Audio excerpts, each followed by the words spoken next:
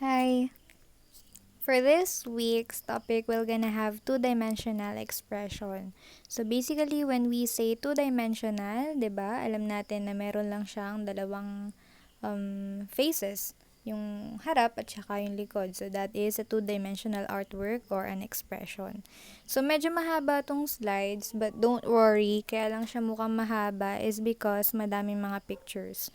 But pag tinanggal naman natin yung photos o kaya we reduce the concepts or the terms we are going to use in this topic, hindi naman siya ganun kahirap intindihin, alright? So let's go. Painting is the most popular of all the fine arts. 'Di ba? Alam naman natin 'yan na when we say arts, generally we mean paintings, 'di ba? Hindi mawawala talaga yung visual arts, particularly painting. And let's look at the language of art, medium and techniques. Practically all surfaces can be used as a painting ground, 'di ba? Whether wall man yan, or paper, or whatever kinds of surfaces, it can be used, 'di ba? To make an artwork, to be a ground, 'di ba? Pwede tayo mag-start dyan, or anything, anywhere. For easel paintings, which are portable paintings hung on wall, 'di ba? Can be paintings that can be hung on a wall. Pwede din yung sa kalsada, 'di ba? Sa road nakakita tayo ng mga paintings na nandoon. Most contemporary artists paint on direct method or alla prima, in which paint is applied directly on surface. So it is very common, no? Napakaano naman niya. Obviously, kita natin na itong mga artist na to, they use paint na directly na-apply on a certain surface. Medium, so we have two. We have first pigment, intense colors in powder form, derived from animals, plants, minerals, and synthetic chemicals. So when we say medium, makikita natin na ito yung powder. Okay? Sa isang paint, ito yung component na ito yung powder. Alright? Tapos, ito yung color. Okay, nandito sa powder na to yung color, of course. Okay, then yung pangalawa, binder. Ito naman yung nagpapasticky dun sa mismong powder para kumapit siya or maging paint. Okay, so dalawa lang naman yan, pigment and binder. Yan. Binder include egg yolk, wax, glue, drying oils, and acrylic liquid mediums. Or, pero hindi lang dyan ha, marami ding mga materials na pwede ding maging binder of a pigment or a powder. Ganyan. Common materials used for paintings. Hindi lang to restricted into these, but these are the commons. We have paper, yan, canvas, cheesecloth, and wood. Okay? Elements and principles. Let's look at different elements and principles of arts, 2D arts. Elements, it refer to the physical building blocks that make up an artwork. Okay? So, pwede siyang line, shape, light, value, color, texture, space, time, motion. Yan. Example lang naman yan. Then, isa-isahin natin. When it comes to line, the basic building block around which an art form is constructed and by itself has the capacity to evoke thought and emotion. So when we say line, yung basic understanding natin of lines. Okay, so that is an element of an art na hindi siya mawawala, 'di ba? Look at this. In mathematics, alam niyo na yan, 'di ba? A line is a moving point. Iba't iba yung pag-define natin into a line, 'di ba? Pwede nga fall in line or whatever kind of line we may refer to. But in arts, yung line na sinasabi natin, yung physical na lines na we know. Okay, examples. Ayan, so it can be an art. Lines themselves can be an art. Okay, art na siya in itself. Yan, so a painting, let's have a line, different lines, different strokes, etc. So yan, mga examples lang naman to, kaya mukhang mahaba yung slides. And it has directions, okay? So basic directions, horizontal, vertical, diagonal, and curved. And meron siyang implication. Itong lines na to, meron siyang implications dun sa mismong artwork. For example, horizontal, it may imply sleep or inactivity. Parang calm lang, 'di ba? Kalmado lang, ganyan.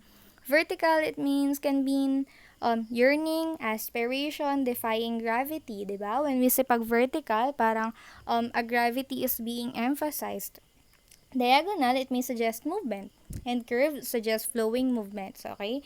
So, let's look at the different examples. So, yan, di ba? Makikita natin na pa-diagonal, yung ano niya, yung orientation. No? Parang in-arrange siya in such a way na parang kita mo na heavily heavily oriented siya dito sa may kanan as compared dito sa may left part. An example then, and line quality conveys emotional attributes. So, sa line pa lang, makikita na natin na there is an emotion or emotional attribute dun sa mismong artwork. Example, yan, it can express a range of emotions, rage, even toughness, refinement, even calmness as well. 'Di ba? So, it can be manifested by lines. One single line is essentially two-dimensional in nature, but certain kinds of lines can indicate volume of three-dimensional objects. So, lines are very powerful. Diba? Kita natin na these are two-dimensional arts. But still, makikita natin na yung illusion niya mukha siyang 3D. Tingnan nyo tong yung mata at saka yung kamay. 'Di ba? Lines lang siya. Yes, 2D art siya, pero kung titingnan mo sa unang tingin mukha siyang 3D art. Okay, so that's the power of a line. A line has these functions: create outline and shape, diba? We know that. Create depth and texture, and to suggest movement and direction. Okay, so let's see shape and volume. We're done with lines. Take shape, pulling things together within defined boundaries to distinguish them from what surrounds them. Diba? In works of art, shapes are areas within a composition that have boundaries that separate them from what surrounds them. Shapes make these areas distinct. So, makikita natin na yung shape, still, meron siyang relevant na role sa isang art. Diba? Makikita natin na there is a distinction between this material, these things, these stuff, and makikita natin na distinct sila to one another through shapes. Diba? And even volume, kung 3D. No? Shapes are formed when intersecting or connecting lines in closed space. So, makikita naman natin, and we know, diba, based on our knowledge on geometry, or even nung elementary pa lang tayo, na shapes are formed through lines. Again, that's the power of a line as well. Examples. Ayan, mga lang naman to, mga illustrations. Yan, shape, clearly communicated by lines that enclose a specific space, or patches of colors and textures, or when viewed against its environment. So yan, we have 3 types of shape: geometric, organic, and amorphic. Pag geometric, yung basic na shapes na nakikita natin, whether regularly shaped yan or irregularly shaped, as long as we know that it's quite circle, it's quite triangle, square, etc. So that is a geometric shape. Polygons, okay? So those are shapes. Organic or biomorphic. So example of this would be the human body. Okay? The parts of our body, kapag nag-drawing kayo ng kamay, ng ilong, etc. So that is an organic or biomorphic shape. So from the word itself, bio, 'di ba? Makikita natin na may indication na it is part of the body, of a human body. And amorphic, ito yung medyo vague. Hindi siya geometric, hindi rin siya organic. So, medyo na-form lang siya in a vague manner, na parang gusto lang ng artist na medyo hindi to clear sa lahat, or hindi natin alam what does it really mean. Okay, so that is amorphic. Yan, examples, geometric. Yan, diba? Reminds you of your geometry class. Yan, organic, ayan, living organisms. Yan, flowers. Ano rin pala, included din dito yung mga yon. Animals as well. Yan, organic. Amorphic, ayan yan, sabi ko medyo vague na hindi mo ma-define what shape is this or what is indicated by this, etc. Yan, and volume, 'di ba? Ito naman yung sa 3D. Sabi ko nga kanina, it is very observable, no, in a 3D art. So it has volume. Mass or physical bulk. Mass can be actual or implied. So when we say physical bulk, ano na siya, yung parang isang ano siya, 'di ba? 3D art, may harap, may likod at may tagiliran. Okay? So our basic definition of a 3D art. Ayan, example, mga sculptures, mga installations, etc. Yan, mga example lang to. Yan. Okay, light and value, the basis for vision. Thus, it is necessary for art. Okay, so very core din siya ng visual art. Kapangyarihan din to ng visual art kasi an artist mixes all his or her knowledge or skills sa light and value. Okay, so dito na yung paano nagkakaroon ng illusion na nagra-radiate or nag-glow ang isang bagay, ganyan. Okay, so tingnan natin. Yan, 'di ba? Yung power kasi ng light or yung glow ng isang bagay, it really gives beauty, I should say, sa isang art. No? Hindi mo nakikita na dull lang itong lahat. Iba kasi pag may color, kapag may ilaw, kapag may glow, or it radiates glow or something, 'di ba? Ayan, light din. Parang pinaglalaroan ng artist yung lights, yung pagkaka-blend ng mga lights na to, how do they glow, 'di ba? Ayan, mga example. Very common to sa mga yan nga, sa mga mailaw na mga lugar. Kung isa kang photographer or isang artist na medyo inclined sa mga lights. So, ayan. Parang maganda sa kanila na ano to, na gawing inspiration. And most art cannot emit or manipulate light. Thus, it reflects ambient light. Okay? So, when we say an art, halimbawa, photography, hindi naman siya iilaw ng itself, 'di ba? Hindi naman siya magra-radiate ng light by itself. So, meaning to say, ito na yung role ng isang artist na kailangan mag-produce ka dito ng ilaw or magkaroon ng illusion na umiilaw tong part na to or maliwanag yung part na to as compared to the dark areas as such. Right? Then, light and value. Ayan, sa 2D, artists use value to represent the various levels of light that reflects off of objects. Value, one's gradation of light and dark. Okay? So, when we say light and value, ito yung parang gaano ka light and gaano ka dark. Okay? In an anachromatic scale, as shown in this, ito, dark, hanggang sa palight ng palight.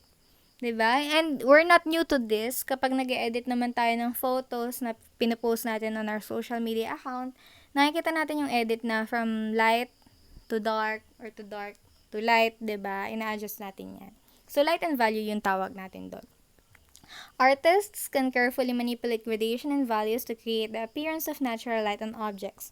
So ito, ang tawag dito, shading or modeling. Tingnan niyo tong illustration na nandito. 'Di ba? Hindi naman siya something na may flashlight pa dito para mag-glow yung highlight light dyan, 'di ba? Kita nyo? Yan, nandyan. Hindi naman siya nilagyan pa ng light ng isang artist. However, itong artist na to, pinaglaruan niya yung mga colors, yung mixture, inadjust niya yung lightness and darkness ng mga colors so as to produce this highlight light, as you could see. Then, merong illusion ng shadow and core shadow. Ayan, yung reflected light and yung cast shadow. 2D lang to, but still, pag nakita natin, halata mo and kita mo na mukha siyang 3D. Okay? So, yun yung illusion na napoproduce ng arts. Yung artwork na yun through light and value. Okay? So, it may also express emotion as well, 'di ba?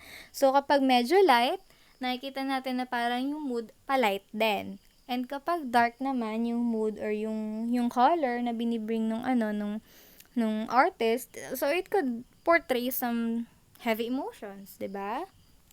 Yan. Halimbawa ito, black and gray and white lang, 'di ba? Black and white, 'di ba? So makikita natin na somehow heavy yung emotion dito as compared to this one. 'Di ba? So that is the power also of light and value. Alright? In sculpture, sa mga 3D naman to and architecture, there may be a value difference depending on the angles at which light hits and reflects off their surfaces. Kapag nga kasi 3D, di ba, may mga side na nasisinaga ng araw, may mga side na natatago lang. O kaya shadow lang yun nandun. So, nasa pagkakagawa ng 3D and dun sa angulo na titingnan mo kung paano mo siya makikita yung light and value or ma-appreciate yung light and value in general. Color. So, yan, central element in the language of art. Siyempre, language of art din talagang color. Parang, it is impossible for a visual artist na mag-produce ng isang art na walang color. Diba? Can you imagine a visual artist na walang color na gagamitin in ang art? Well, it could be possible, but then, hindi siya very common, no? And ayan, we can connect colors with certain emotions as well, kagaya na nabanggit natin kanina. Example natin, we can associate red with anger, yellow for happiness, blue for calmness, 'di ba? And yan, tip ko lang din dito, halimbawa, gusto nyo makam yung mind nyo, makakalma kayo somehow, tumitig lang kayo sa isang blue or green na bagay. In that way na help yung mind natin na we stay calm or mag-isip ng tama. Yan lang. What is color? Yan. Definition lang naman to ng color. Refracted light when a prism breaks a light beam into a spectrum of color. So, yan. Basic definition of light, diba? According to physics. Reflected light when objects around us absorb some of the colors of spectrum and bounces back the rest. So, yan, diba? Isang spectrum siya. Nakikita natin. So, yung tawag nga natin ng bata tayo dito would be rainbow. Diba? So, in properties of color, we have three. Hue, value, and intensity or saturation. Sa hue, pag sinabi natin hue, ito yung visible color. Okay? So, yung the color itself. Kaya nga minsan, ginagawa nating synonym ng color ang hue. 'Di ba? Kasi they are almost the same definition. However, ang ibig sabihin lang ng hue, under lang siya ng color. Yun lang yung difference niya. Property lang siya ng color, pero hindi siya yung mismong color. Okay? Then we have value. Property din to ng color. Kumbaga itong tatlong to, they comprise what color is. What a color is. And value naman, ito yung lightness or darkness ng isang color. Gaano ka light ang yellow. 'Di ba? Pag sinabi natin yellow, 'di ba minsan nga napapansin natin, among guys, kapag sinabi nating yellow, yellow lang 'yan kapag guy ka. Kapag girl ka, iba't iba yung yellow. May beige, may cream, may yellow, may mustard yellow. What else? 'Di ba? So, ganyan. Halimbawa sa pink na nga lang, sobrang daming pink. Hindi lahat ng pink magkakatulad. 'Di ba? So, yun yung value. Okay? Ang intensity naman, gaano ka bright or ka dull yung color. Okay? Ulit yung value, gaano ka light or ka dark. Itong intensity or saturation, gaano ka bright or ka dull. Okay? Magkaiba yon. Yan, hue. Example nito para makita natin. Itong hue, yung mismong color, no? They differ from one another, yan. And value, gaano ka light, gaano ka dark.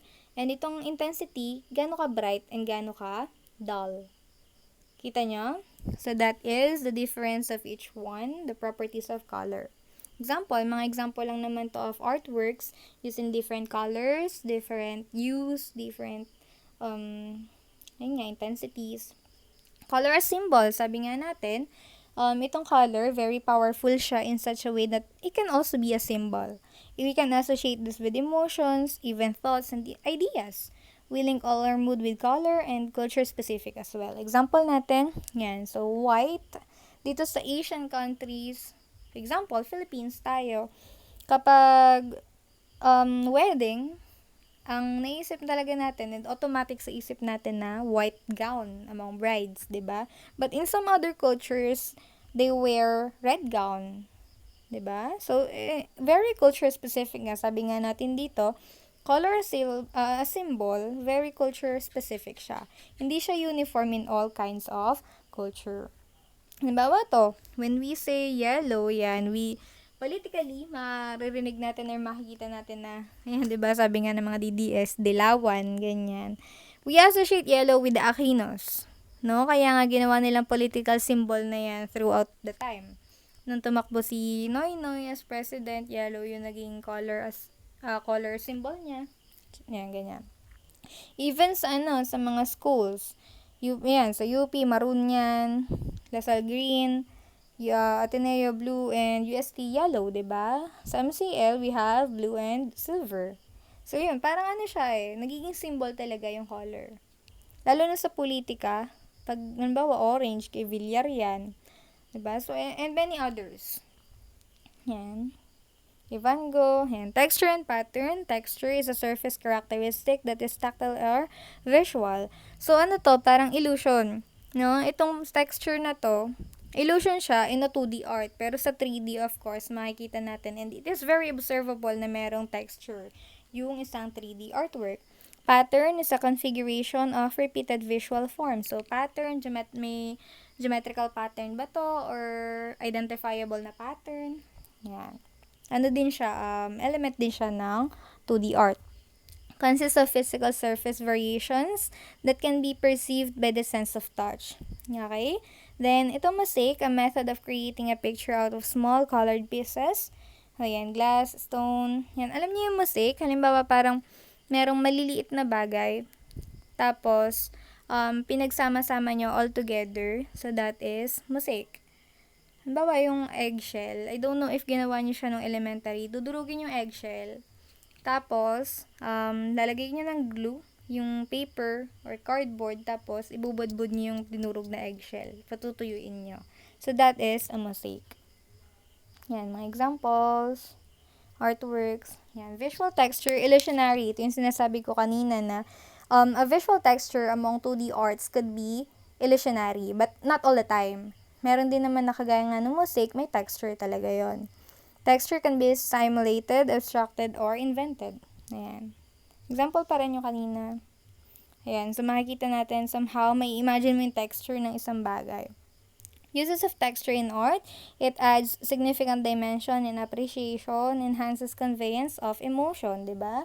So, yung texture din, it could also be a means para mag-convey ng emotion do sa artwork or do sa piece na ginagawa ng isang tao. Yan, mga example. May texture. Yan, di ba? Parang kita mo dito yung texture ng manika. But 2D art siya, 'di ba? I mean, isa lang yung texture niya. Isa lang yung texture niya, but it gives an illusion na mukhang nakabalot talaga siya sa plastic and it has texture. An example. Types of patterns, we have two. Natural patterns can be found all around us. And these patterns may resemble each other but not be exactly alike, ano? Pag sinabi natin natural patterns, it could be found kahit saan, no? Can be found in the nature, ayan, sa human body can be, no?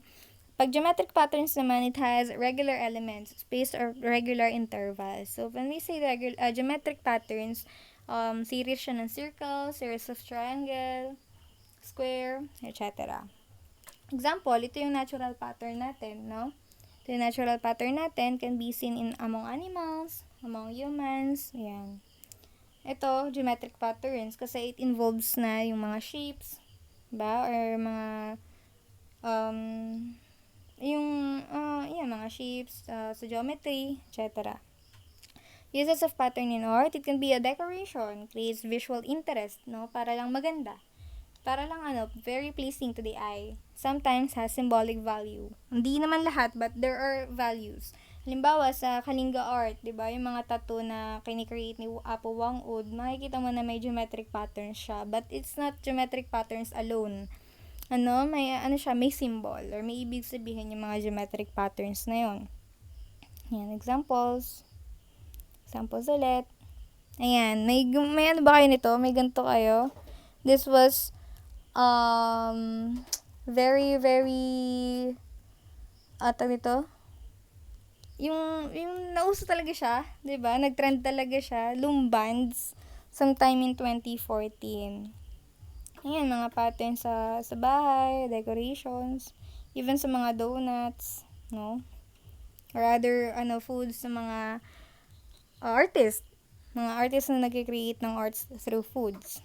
Other elements in art, so we have space, a planar space, perspective. So sa space in 3D, arts such as architecture and sculpture very relevant or very observable yung space.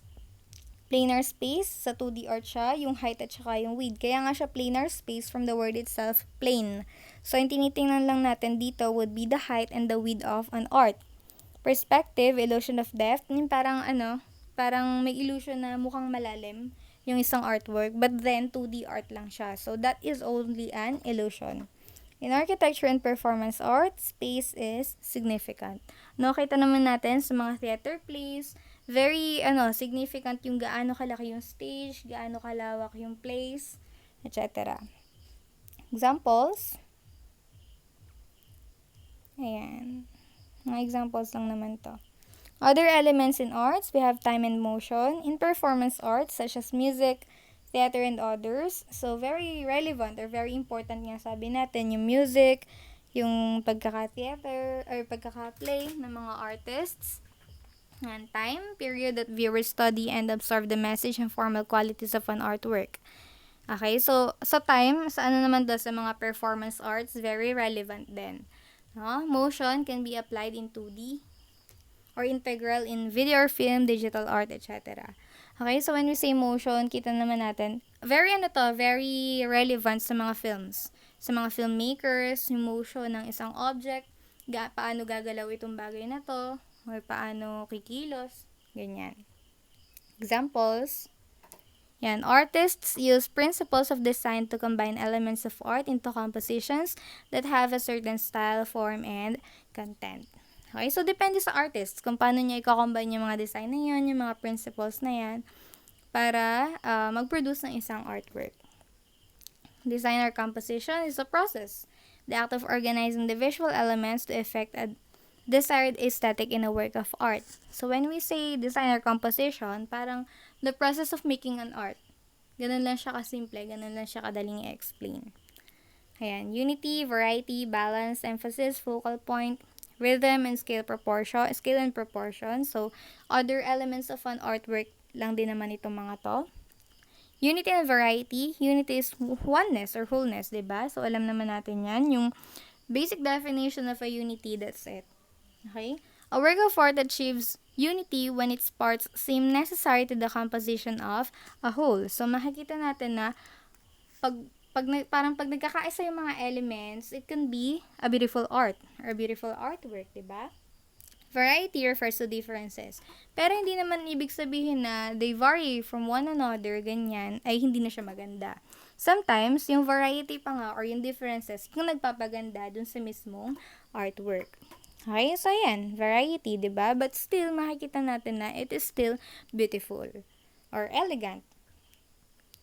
The more you look at works of arts, the better you will become at sensing the unity of compositions and at pinpointing the ways that artists achieve it. So, kapag may very appreciative tayo of artworks, makikita natin talaga yung how did the artists combine different elements to produce such kind of beautiful artwork, diba?